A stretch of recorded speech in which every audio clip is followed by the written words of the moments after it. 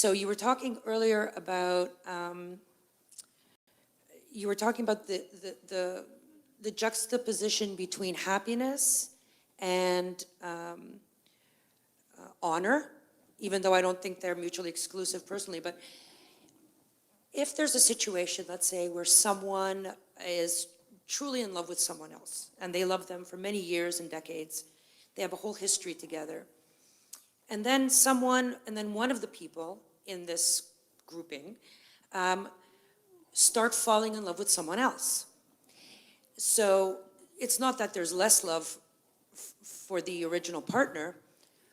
How analytically and emotionally do you take care of a situation like that when you feel that you want to stay honorable and be happy?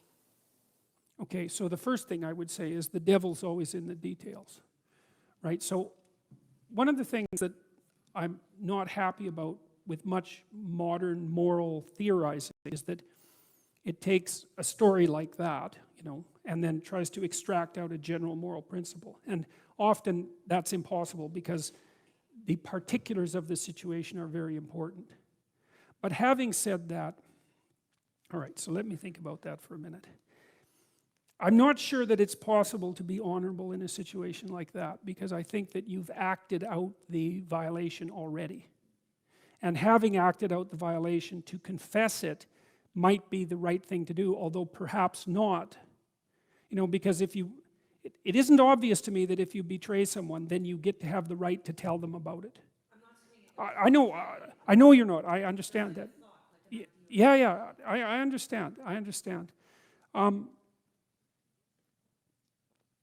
My observation has been that if there's a tight relationship and if one party is betrayed by the other in that manner, that it's almost always irreconcilable. It breaks it. And I've helped people try to struggle through that, on both sides of it, the person who was betrayed and the person who did the betrayal. I've seen people grow up and not do it again, and this was in situations where their partner didn't know. And in a couple of those situations, it seemed to me that it might have even been a necessary learning experience for the person who did it. It helped them develop. That doesn't mean I'm justifying it, but life is complicated. But I think that society works better, all things considered, when you make a promise and you stick to it.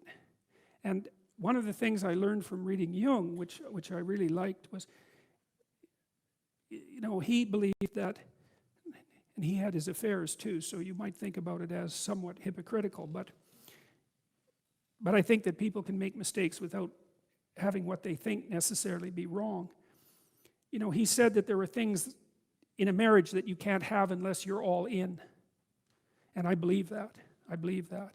And so if there's a back door open, to begin with, or a back door opens, then I think that there's something about the relationship that is lacking at least, and I think you pay a big price for that. So, it depends on whether you regard a marriage as a practical arrangement or a spiritual arrangement. Now, really, it's both, and both are important. But if it's a spiritual arrangement or a psychological arrangement above all, then I do think that you don't get the transformation without being all in. And if you violate it, then even if you can work it out with your partner, there's something that you will never get as a consequence.